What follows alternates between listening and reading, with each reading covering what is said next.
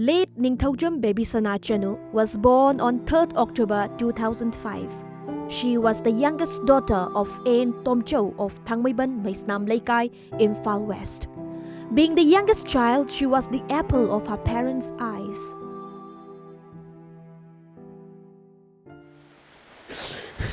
Yang harau na mani woy da bay toram na na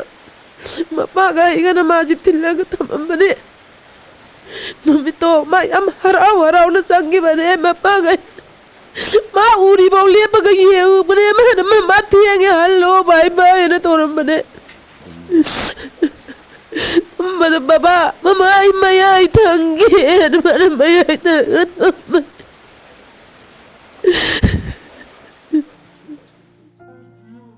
Talking to Tom TV, her father said, at the age of 3, Babysana, along with her 2 brothers, went to St. Patrick for nursery class. Later, she was enrolled in Standard 4th at Standard Robarth High Secondary School, Canchipur,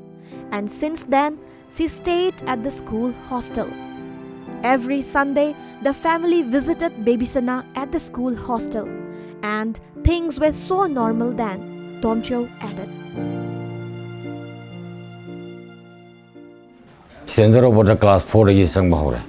adu kamai tuk sang ga ga inaw no pagi masana pia tom biji adu gi mamangda sahi ma e basoina mana lei adu yam nungai kholi na boarding le bisma as adu ai su sakani chi che manak ta lei runi kholuni hadina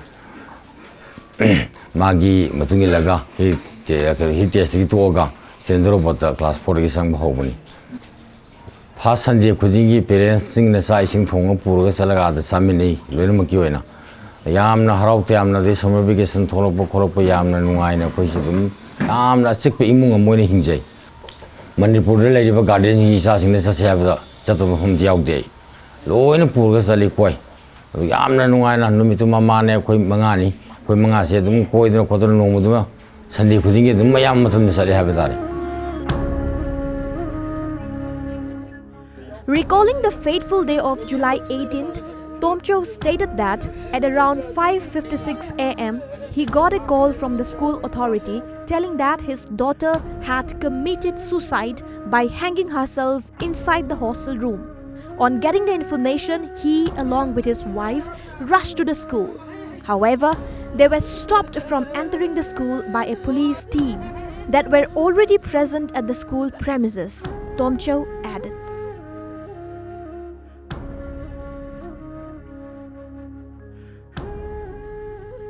Rani Pangi, ayu pung taruk tagu mini mari waling ada passport lae ngonda.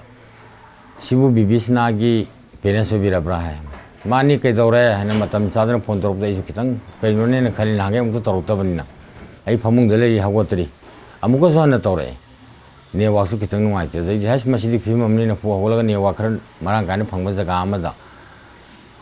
Chathoga ina mon to bukanda. Babysana si smai to duna. Suicide toro me heng toro ka lere am tilek pi hai ai je pakhat man ge na mama na kon pheng lai puki me panda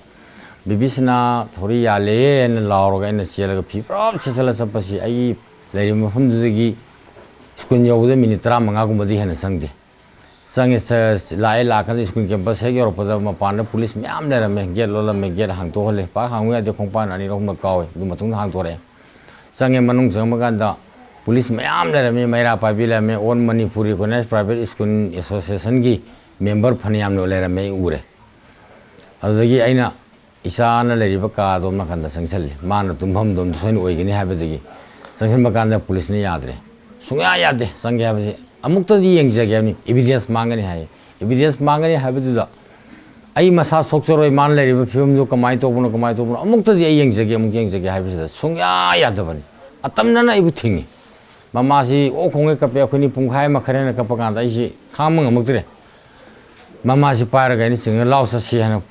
mayam dai na lawram si yam kan law mayam taram ngani lam hauna law ai gi asiba isa sin hoi mayam yen ga charo ai lawro har ma ga i gai to thoropan mayam na khami su kham nai dum thole.